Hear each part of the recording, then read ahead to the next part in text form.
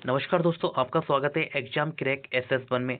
अगर आप RRB NTPC की तैयारी कर रहे हो तो ये वीडियो आपके लिए बहुत ही महत्वपूर्ण होने वाली है, क्योंकि इस वीडियो में आपको बताऊँ मैथ के इंपॉर्टेंट क्वेश्चन जो कि रेलवे की परीक्षाओं में बार बार पूछे जाते हैं। जिस तरह क्वेश्चन इस पार्ट में दिए गए उसी तरह क्वेश्चन आपके एग्जाम में भी आएंगे। ये पार्ट नंबर 25 है। और इससे पहले वाले पार्ट आपने नहीं देखे तो हमारे चैनल की प्लेलिस्ट में आकर जरूर देंगे। सारे पार्ट बहुत ही इंपॉर्टेंट है। अगर आपकी मैथ कमजोर है या फिर आप अपनी मैथ को बहुत अच्छा करना चाहते हैं तो ये वीडियो आपके लिए बहुत ही हेल्पफुल होगी, क्योंकि इस वीडियो में आपको ये सिखाया है क्वेश्चनों को सॉल्व करने का सबसे आसान तरीका। तो चलिए शुरू करते हैं आज की क्लास। आज का क्वेश्चन नंबर पहला, देखिए ये क्वेश्चन नंबर पहला है। इस क्वेश्चन आपसे कह रहा है A अनुपात B बराबर दिया गया 2:5 तथा B अनुपात C बराबर दिया गया 3:4। तो A C का अनुपात पूछ रहा है कि A और C का अनुपात क्या हुआ। तो देखिए कुछ लोग इस क्वेश्चन को इस तरीके से करेंगे कि A अनुपात B अनुपात C, यानी कि इस तरह से ABC का अनुपात निकालेंगे। तो हम लास्ट में क्या करेंगे, A और C का जो अनुपात आएगा वो लिखेंगे। लेकिन आपको इस तरह से नहीं करना है, मैं आपको बहुत ही शानदार तरीका सिखाऊंगा इस क्वेश्चन को हल करने का। तो देखिए आपको क्वेश्चन कैसे करना है। तो आपको लिखना है पहले 2:5, 2:5 लिख देना है। और फिर लिखना है 3:4, क्योंकि BC का अनुपात है 3:4। इसी के नीचे लिखना है 3:4। अब इसमें जो कटता है उसे काट दो। देखिए 2 से ये 4 जाएगा 2 बार में। अब इनकी गुणा कर लो, ये हो जाएगा 3 और ये हो जाएगा 5 दूनी 10।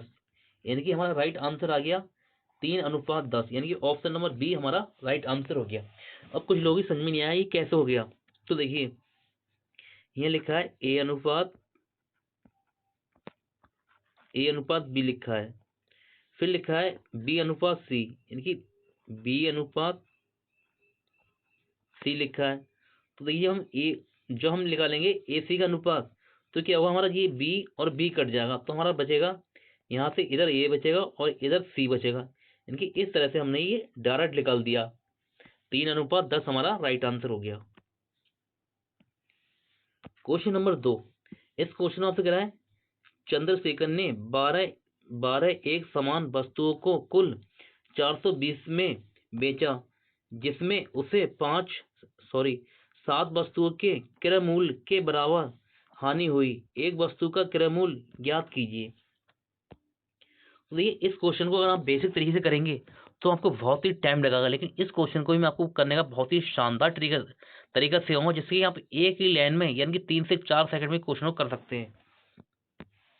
तो ये करना, देखिए यहाँ लिखा है 12 और यहाँ लिखा है 7, इनका ले लेंगे अंतर। 12-7 का अंतर आएगा 5, 12-7 का अंतर आया 5। और इसकी ये वैल्यू दी गई 420।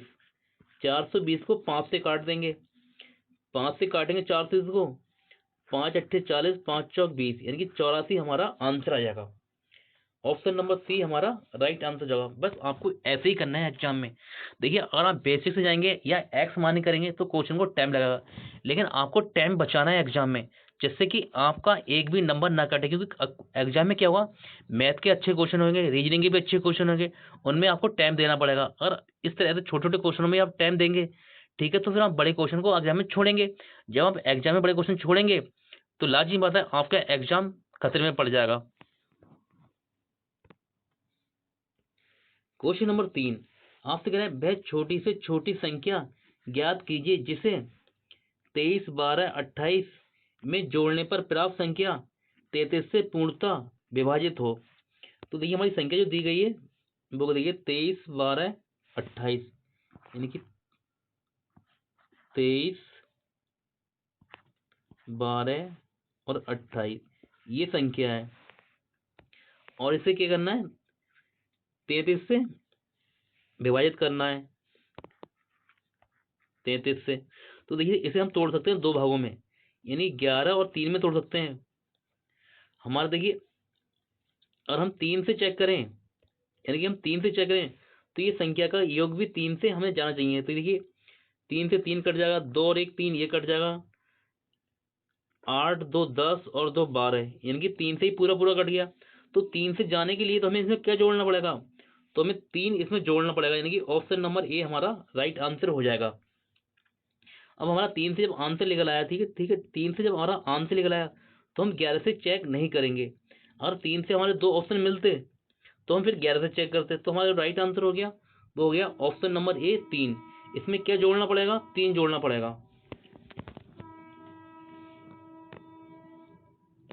क्वेश्चन नंबर 4, इस क्वेश्चन का निम्नलिखित में से कौन सा भिन्न आरोही क्रम में है? देखिए आरोही क्रम का जो मतलब होता है, इनकी पहली संख्या छोटे से यानी कि बड़े में, यानी कि हमको छोटे से बड़े में जाना है, इनकी छोटे से शुरुआत करना है फिर बड़े में जाना है, यानी कि लास्ट में क्या होगा? बड़ी संख्या, उसे कहते हैं आरोही क्रम। और अवरोही क्रम में क्या होता है? बड़े से क्या होता है? छोटे में जाते हैं, यानी कि बड़ी संख्या से हम छोटी संख्या की तरफ जाते हैं। तो हमसे इसमें कह रहा है कि आरोही क्रम में, यानी कौन सा ऑप्शन आरोही क्रम में होगा? तो आप कोई सा भी ऑप्शन उठा लो, ठीक है, कोई सा ऑप्शन उठा लो, बस एक ही ऑप्शन से हम अपना आंसर निकाल लेंगे। इसका देखिए बहुत ही शानदार तरीके से होगा। जैसे मान लिया हमने ऑप्शन नंबर ए को उठाया, ऑप्शन नंबर ए को उठा लिया, तो यह लिखा है 12/18 और फिर लिखा है 14/17, 14/17 और फिर लिखा है 16/19, 16/19। तो देखिए अब इसे आपको क्या करना है? इनका लेना है अंतर, इनका लेंगे अंतर। 18 और 12 का अंतर होता है 6 का, यानी कि 6 का अंतर आएगा। और इसका अंतर लेंगे 14-17 का, तो यहाँ 3 का अंतर आएगा। तो यहाँ 16 और 19 का अंतर लेंगे तो यहाँ 3 का अंतर आएगा। तो अब आपको करना क्या है? देखिए 6 और 3 का, इनका लेंगे एलसीएम। जब हम इनका एलसीएम लेंगे तो एलसीएम आ जाएगा हमारा 6, इनकी एलसीएम आएगा हमारा, एलसीएम आ जाएगा 6। तो हम 6 से 6 में को डिवाइड करेंगे तो आएगा 1। तो पहले जो हमारा होगा यहाँ आ जाएगा 12, यहाँ हो जाएगा 12। खाली हमें ऊपर वाली संख्या से मतलब है, हम नीचे वाली को हम छोड़ देंगे। ऊपर वाली संख्या से मतलब है, नीचे वाली छोड़ देंगे। देखिए ये यहाँ की अंतर आया 6, और 6 से हमने इसमें 6 को, यानी कि जो एलसीएम आया था ये 6, इनमें हमने 6 से 6 को डिवाइड करा तो 1 आया, और फिर 1 को हमने 12 से गुणा करी तो हमारा 12 आ गया। अब देखिए यहाँ क्या है? 3 है, और 3 से भाग देंगे 6 को, तो 3 दूनी 6, कै बार जाएगा? 2 बार। तो ये 14 है, 14 को 2 से गुणा करेंगे, 14 दूनी 28, ये हो जाएगा 28। नीचे वाली संख्या अब हमें छोड़ देना, इनसे हमें कोई मतलब नहीं है, सिर्फ ऊपर वाली से मतलब है। फिर देखिए आप लास्ट में क्या होगा? यहाँ 3 है, और फिर 3 से 6 को भाग देंगे तो फिर क्या जाएगा? 2 बार जाएगा। 3 दूनी 6, 2 बार, जब 2 बार जाएगा तो अब जो 16 है, 16 को हम 2 से गुणा करेंगे तो 16 दूनी हो जाएगा 32, 32 हो जाएगा, यानी कि 16 दूनी 32 हो जाएगा। तो देखिए पहले क्या है हमारा? 12 है, फिर क्या है? 28 है, और फिर क्या है? 32 है। तो क्या है? ये आरोही क्रम है, यानी कि ये क्या है? आरोही क्रम है, यानी कि छोटे से बड़े क्रम है, यानी कि जो हमारा राइट आंसर होगा वो ऑप्शन नंबर ए ही हमारा राइट होगा। क्योंकि सबसे देखिए छोटी भिन्न कौन सी हो जाएगी? ये वाली हो जाएगी, पहली वाली सबसे छोटी है, क्योंकि इसका वो आया है 12 आया है। फिर इससे बड़ी वाली कौन सी हो जाएगी? 14/17 हो जाएगी, क्योंकि इसका 28 है। वो सबसे बड़ी कौन सी जाएगी? 16/19 हो जाएगी, क्योंकि यहाँ 32 आया था। तो बस एग्जाम में आपको इस तरीके से करना है, न कि आपको और तरीके से जाए, क्योंकि ये तरीका सबसे आसान होता है। चाहे आपको कैसे भी क्वेश्चन मिले, इस तरीके से आप बहुत ही आसानी से क्वेश्चन कर लेंगे और आपका कभी भी गलत नहीं होगा।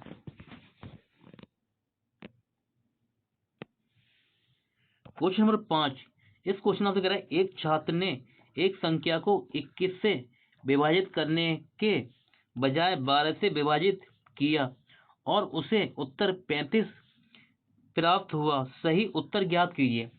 तो ये आपको बताना है सही उत्तर क्या हुआ। देखिए अगर इस क्वेश्चन को आप एक्स माने करेंगे, ठीक है, तो आपको बहुत टाइम लग जाएगा। तो आपको इस क्वेश्चन का ये बहुत ही शानदार तरीके से सिखाऊंगा, आप एक लाइन में ही क्वेश्चन कर सकते हैं। आपको करना क्या होगा?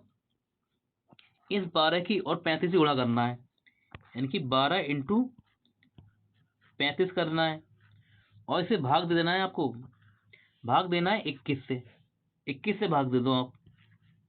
तो देखिए ये कट जाएगा हमारा 7 से, 7 तिया 21 और 7 पंजे 35, और 3 से ये जाएगा 12, 4 बार में 3 चौक 12।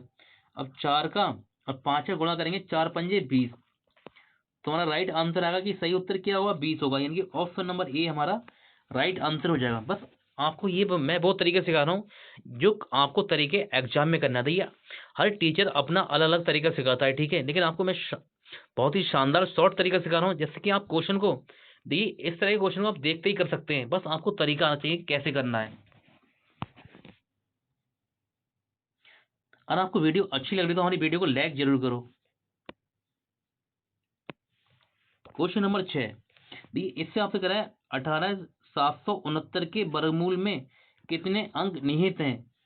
जैसे आपसे मतलब क्वेश्चन ये कहना चाहिए, जैसे आप मान लिया हमारा, हम अगर 11 का स्क्वायर करेंगे, ठीक है, 11 का स्क्वायर होता है 121, 121 होता है, तो इसमें कितने अंक हैं, यानी कि 1 है, 2 है, यानी कि 3 है, इसमें अंक है 3। तो आपको यहाँ भी क्वेश्चन यही इससे आपसे कह रहा है कि जब हम इसका वर्गमूल निकालेंगे तो इसमें कितने अंक होंगे, ये आपको बताना है। तो देखिए इस क्वेश्चन को करने का ये आपको बहुत ही शानदार तरीका से होगा। लोग इस क्वेश्चन को हल करने बैठेंगे, ठीक है, कि ये किसका वर्ग है, लोग इसका वर्गमूल निकालने बैठेंगे, और जब तक लोग वर्गमूल निकालेंगे आप इस क्वेश्चन को करके काफी आगे बढ़ चुके होंगे। तो कौन से तरीके से करना है, देखिए वर्गमूल में क्या होता है, हमारे दो दो के जोड़े बनते हैं।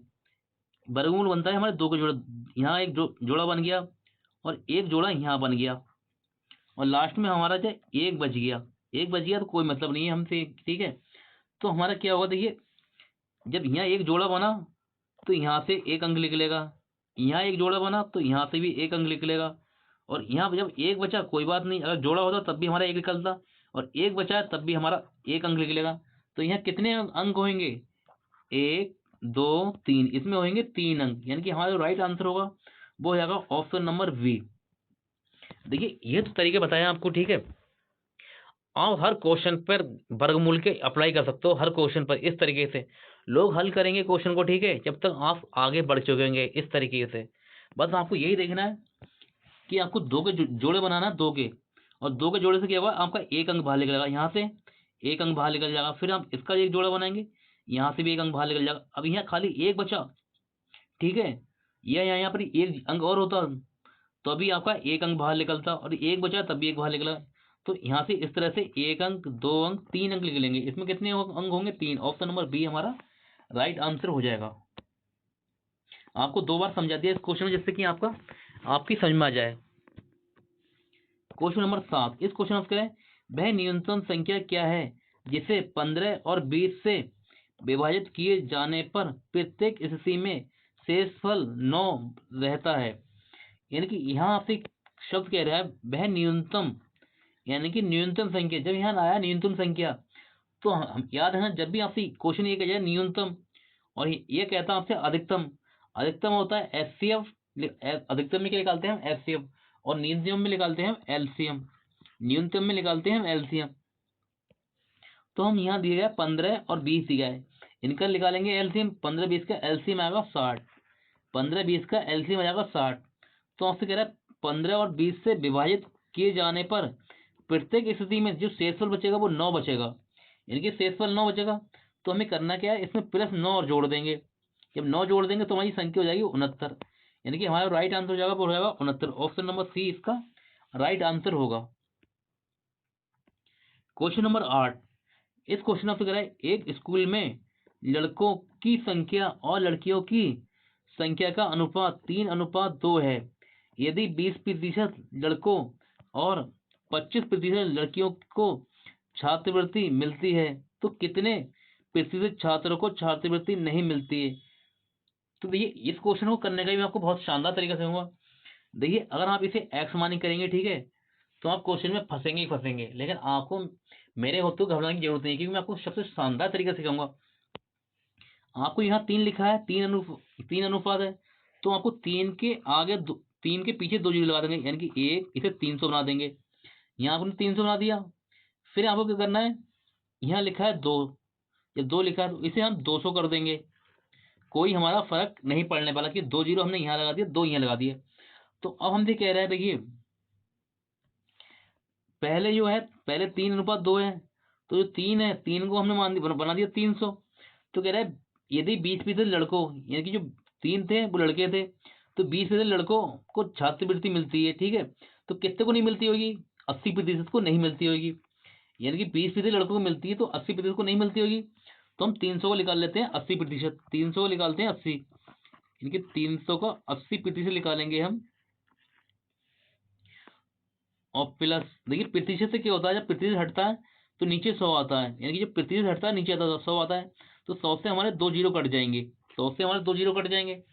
फिर देखिए, फिर हमारा ये 200 आ गया, 200।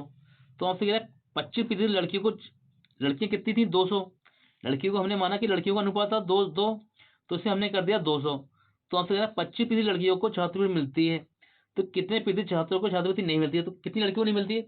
जब 25 को मिलती है तो कितनी को नहीं मिलती होगी? 75 को नहीं मिलती होगी। तो हम इसका निकालेंगे 75,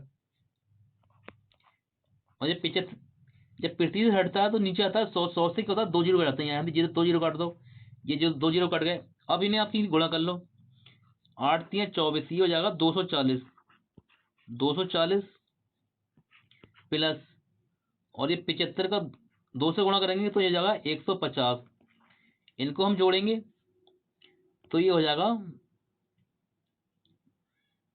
390 है, यानी कि ये हो जाएगा 390, 390 हो जाएगा। तो हमसे पूछ रहा है प्रतिशत में, तो 300% को, 300 को 90 को हम ऊपर लिखेंगे, देखिए 390, और टोटल कितना हो जाएगा, हम जोड़ लेंगे टोटल को। देखिए टोटल हमारा, देखिए इसे हमने माना 300 और 200, ये हो जाएगा 500, 500 को हम लगा देंगे नीचे, और 100 जब प्रतिशत निकालना है। तो देखिए हम इन 2 जीरो से ये 2 जीरो कट जाएगा, 5 से काटेंगे, 5 सत्ते 35, 5 सत्ते 35, बचा 4 और 5 अट्ठे 40, यानी कि आपका आएगा 78%, 78% आपका आंसर हो जाएगा। यानी कि ऑप्शन नंबर ए हमारा राइट आंसर हो जाएगा, option number A. Question number 9, इस क्वेश्चन आपसे कह रहा है एक नल किसी टंकी को 1 घंटे 30 मिनट में पूरा भर देता है, परंतु टंकी में रिसाव होने के कारण उसे भरने में 2 घंटे 15 मिनट का समय लग जाता है। रिसाव के कारण टंकी को पूरा खाली होने में कितना समय लगेगा? तो क्वेश्चन कर रहा है कि टंकी पूरी भर हुई है, तो उसे जो रिसाव हो रहा है उसकी वजह से खाली होने में कितना टाइम लगेगा? तो देखिए यहाँ लिखा है आपका 1 घंटा, और ये है मिनट, और यहाँ भी 2 घंटे और ये मिनट है। तो हमें क्या करेंगे, क्वेश्चन को आसान बनाने के लिए हम इसे बदल लेते हैं मिनट में, हम इसे मिनट में, 1 घंटे में होते हैं 60 मिनट और 30 मिनट ये हैं, तो हो जाएगा 90 मिनट, यानी कि 90 हो जाएगा। 90 मिनट में क्या होता है, टैंक भरा जाता है, 90 मिनट में भरा जाता है। फिर देखिए 2 घंटे में कितने होते हैं, 1 घंटे में 60 मिनट, 2 घंटे में 120 मिनट, और 15 ये, तो ये हो जाएंगे 135 मिनट। ये कौन से हैं, ये खाली करने वाले हैं, 135 मिनट में रिसाव वजह से खाली होता है 135। अब हम लेंगे इनका दोनों का एलसीएम लेंगे, जब इन दोनों का एलसीएम लेंगे, 13 दूनी 26, 5 दूनी 10, यानी कि ये आएगा 210, सॉरी 270, इनका एलसीएम आएगा 270। तो देखिए 90 से 270 जगह जाएगा, 9 3 27, ये जाएगा 3 बार में, और 135 से 270 कै बार में जाएगा, 13 दूनी 26, 5 दूनी 10, यानी कि ये जाएगा 2 बार में। देखिए जो हमारा टैंक है भरा जा रहा है 3, और खाली हो रहा है 2, भरा जा रहा है 3, खाली हो रहा है 2, तो अंतर कितने का आ रहा है इसमें, 1 का अंतर आ रहा है, 1 का। तो क्वेश्चन कह रहा है कि खाली होने के लिए इनकी पूरा टैंक भरा हुआ है, पूरा टैंक हमारा टोटल कैपेसिटी कितनी है, वो है 270। तो एक की स्पीड से कितनी देर में भरा जाएगा, सॉरी कितनी देर में खाली होगा, तो ये होगा या 270 मिनट में खाली होगा। लेकिन 270 मिनट तो हमारा घंटे में है ही नहीं, आंसर में है ही नहीं, ऑप्शन में मतलब।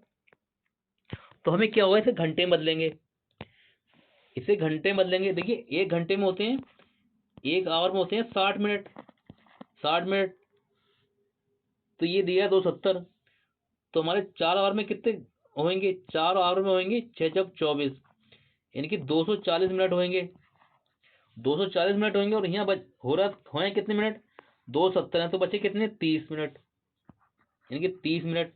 तो जो हमें समय लगेगा खाली करने में वो 4 घंटे और 30 मिनट का समय लगेगा, यानी कि 4 घंटे 30 मिनट, यानी कि ऑप्शन नंबर बी इसका राइट आंसर हो जाएगा। क्वेश्चन नंबर 10, इस क्वेश्चन में आपसे कह रहा है एक समकोण त्रिभुज के कण की लंबाई सबसे छोटी भुजा की दोगुनी लंबाई से 2 मीटर कम है, यदि तीसरी भुजा सबसे छोटी भुजा से 2 मीटर अधिक लंबी हो तो त्रिभुज के कण की लंबाई क्या है?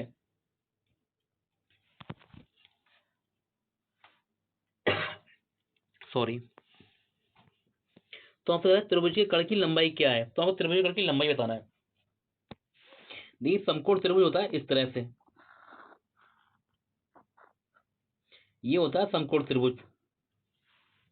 तो देखिए आपने एक ट्रिपलेट पढ़ी होगी 3 4 5, लगभग हर बच्चे ने ये ट्रिपलेट पढ़ी होगी और उसे याद भी होगी। 3 4 5 ये सबसे छोटी ट्रिपलेट होती है और सबसे आसान होती है, यानी कि हर किसी को ये लगभग याद होती है। 3 4 ट्रिपलेट होती है। तो हम प्रत्येक संख्या को इसमें 2 से गुणा कर दें। अगर 3 में 2 से गुणा करेंगे तो ये 6 हो जाएगी, और देखिए 4 में 2 से गुणा करेंगे तो ये 8 हो जाएगी, 5 में 2 से गुणा करेंगे तो ये 10 हो जाएगी। तो ये होती है ट्रिपलेट, यानी कि ये ट्रिपलेट क्या होता है, हमारे समकोण त्रिभुज में काम आती है और किसी त्रिभुज में काम नहीं आती है। तो देखिए सबसे बड़ी बड़ी भुजा हो गई 10, यानी कर्ण जो होता है, ये सबसे बड़ी भुजा होती है कर्ण, ये होगा कर्ण। तो ये कितनी हो जाएगी, ये हो जाएगी 10 10, और ये हो जाएगी आपकी 8, और ये हो जाएगी 6। तो देखिए अब क्वेश्चन को समझो, ठीक है। हमारा आंसर आ गया 10 मीटर, यानी कि हमारा आंसर आ गया 10 मीटर, इसका राइट आंसर हो जाएगा ऑप्शन नंबर ए। अब जिनकी समझ में नहीं आया वो समझो कैसे होगा। दी आपसे कह रहा सबसे छोटी भुजा की दोगुनी लंबाई से 2 मीटर कम है, यानी जो कर्ण की लंबाई है, सबसे छोटी भुजा से छोटी भुजा की 2 गुनी करेंगे तो उसमें 2 मीटर कम रह जाएगी। तो सबसे छोटी भुजा कौन सी है, 6।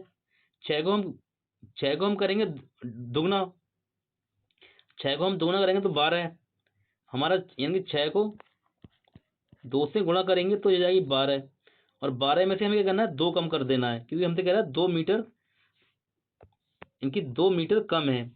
तो 2 मीटर कम कर देंगे तो ये जाएगी 10 हो जाएगी। तो देखिए हमारा कर्ण क्या आया, 10 आया है, बिल्कुल जो हमारा राइट ये आया कर्ण हमारा 10 आया है। फिर आगे हमसे कह रहा है, देखिए आगे हमसे कह रहा है यदि तीसरी भुजा, यानी कि तीसरी भुजा सबसे छोटी भुजा से 2 मीटर अधिक है, तो सबसे छोटी भुजा कौन सी है, 6 मीटर है, और तीसरी भुजा कितनी है, 8 है। तो देखिए इससे 2 ज्यादा है, नहीं है, 2 ज्यादा है, बिल्कुल बिल्कुल सही है, यानी कि हमारा जो क्वेश्चन कह रहा है वो उसको 2 ज्यादा है। देखिए ये सबसे आसान तरीका होता है क्वेश्चन को हल करने का। अगर आप एक्स मान के क्वेश्चन को हल करेंगे, ठीक है, तो आपको बहुत टाइम लग जाएगा। अगर आप थोड़ा सा दिमाग लगाएंगे अपना, तो आपका क्वेश्चन ही बहुत आसानी से जा सकता है। देखिए क्वेश्चन को हल करने से पहले समझो कि क्वेश्चन क्या कह रहा है, क्वेश्चन क्या कह रहा है। जब आपको ये समझ आएगा क्वेश्चन क्या कह रहा है, तो आप क्वेश्चन पर अपना दिमाग लगा सकते हैं कि क्वेश्चन में किस तरह से बनेगा। अगर हम देखिए बेसिक तरीके से जाएंगे तो क्वेश्चन में बहुत टाइम लग जाएगा। और ये देखिए इस क्वेश्चन को आप सिर्फ मुंह जबानी कर सकते हैं, बस आपको ट्रिपलेट याद करना है। अगर हम मुझसे कहें तो मैं आपको सारी ट्रिपलेट लिखवा दूंगा जो इंपॉर्टेंट ट्रिपलेट होती हैं। अगर आपको हमारी वीडियो अच्छी लगी हो तो वीडियो को लाइक शेयर जरूर करना और कमेंट करना। अगर आप हमारे चैनल पर नए हैं तो इसी तरह की वीडियो पाने के लिए हमारे चैनल को सब्सक्राइब करना, क्योंकि मैं आपके लिए बहुत ही शानदार वीडियो लेकर आता हूँ, और वो भी शानदार शॉर्ट ट्रिक के साथ देता हूँ, जैसे कि आप एग्जाम में क्वेश्चन को देखते ही बना सकें। मिलते हैं आपसे अगली क्लास में, तब तक के लिए नमस्कार।